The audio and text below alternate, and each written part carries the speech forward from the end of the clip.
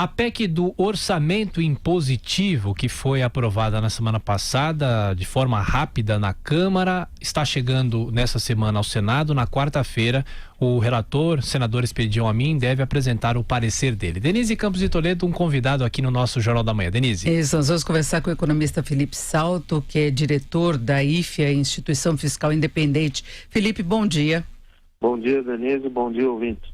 Bom, Felipe, a aprovação dessa PEC pela Câmara foi vista como uma demonstração de força do Congresso frente ao governo, aqueles impasses políticos, por impor aí uma restrição muito maior a qualquer administração do orçamento, que ficaria muito mais engessado. Agora, a sinalização é de que Expedião Amin poderá tirar alguns pontos que tornam essa liberação de recursos até uma ameaça para o teto dos gastos, que seria a liberação de toda e qualquer emenda. Eu queria saber como é que você está vendo essa discussão hoje, o que você acha que pode acontecer de prático mesmo.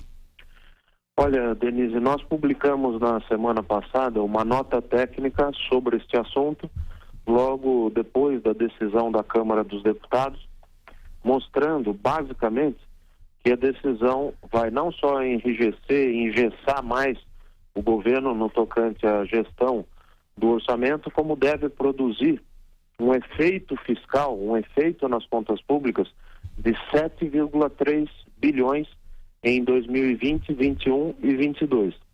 Parece pouco quando a gente lembra que o déficit da Previdência, por exemplo, é de 195,2 bilhões, no caso do regime geral, mas a verdade é que é uma gota d'água que pode derramar o copo já bastante cheio, esse copo dos gastos públicos. Então, essa é uma reflexão que precisa ser feita. O Senado parece estar indo na direção correta ao rediscutir alguns pontos e não apoiar de maneira integral a PEC conforme está vindo da Câmara, mas é uma discussão que vai ser feita. Do ponto de vista da nossa instituição, nós produzimos essa nota técnica que deve servir para ajudar nas discussões. Ô Felipe, bom dia. Claro que na Câmara houve uma defesa enfática disso, porque os parlamentares afirmam que isso facilita a liberação de emendas. Só que isso para o Caixa Federal é ruim? Pois é uma faca de dois gumes. Há uma ilusão de que o Congresso ganha mais poder.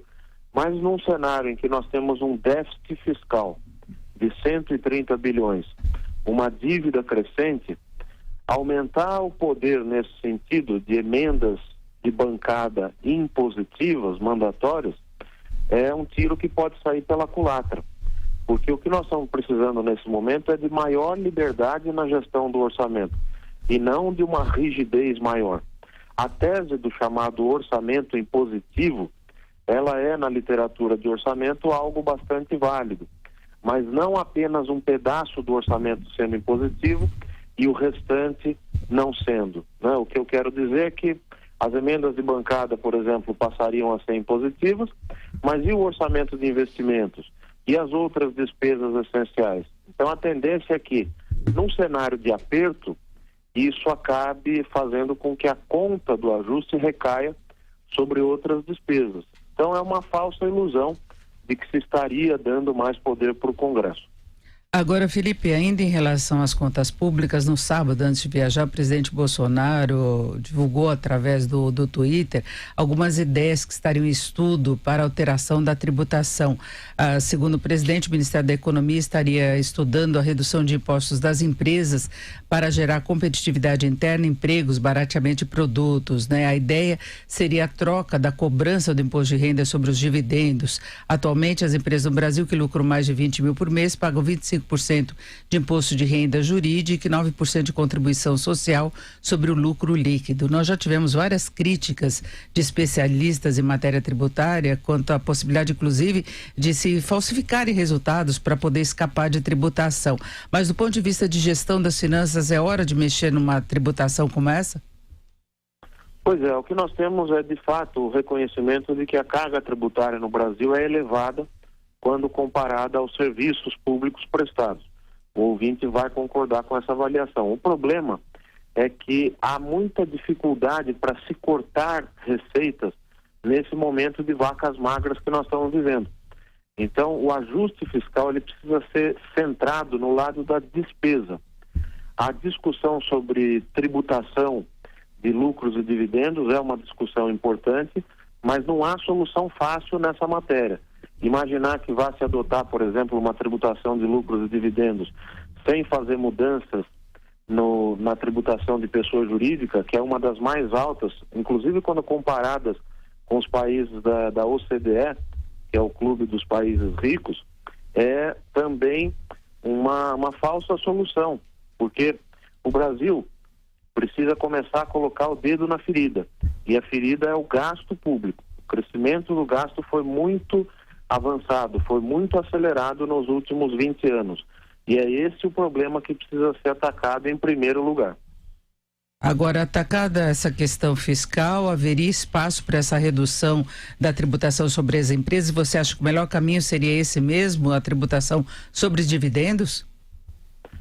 Olha, o que precisa pensar é o seguinte: a tributação de dividendos seria um aumento, né, da carga sobre as empresas. No caso da pessoa jurídica, daria para fazer compensações reduzindo a carga sobre as empresas.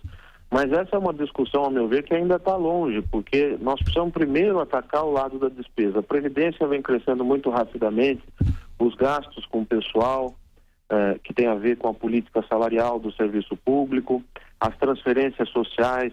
Então, é preciso primeiro haver uma discussão aprofundada sobre o lado da despesa, para depois avançar no lado das receitas. Um tema que tem que ser discutido, por exemplo, é o do chamado gasto tributário. Aquilo que o governo abre mão de arrecadar em razão de isenções, renúncias fiscais, reduções de impostos pontuais, que inclusive acabam impedindo reduções na carga tributária mais horizontais, mais homogêneas para todo o contexto da sociedade. Então, você dá um benefício específico na folha para um setor e isso gera um custo que vai impedir você de dar uma redução de carga tributária horizontal. Para que se tenha ideia, isso já se aproxima de 300 bilhões de reais. Nós conversamos com o Felipe Salto, economista, diretor da IFE, a Instituição Fiscal Independente. Felipe, muito obrigado, bom dia. Eu que agradeço, bom dia a todos.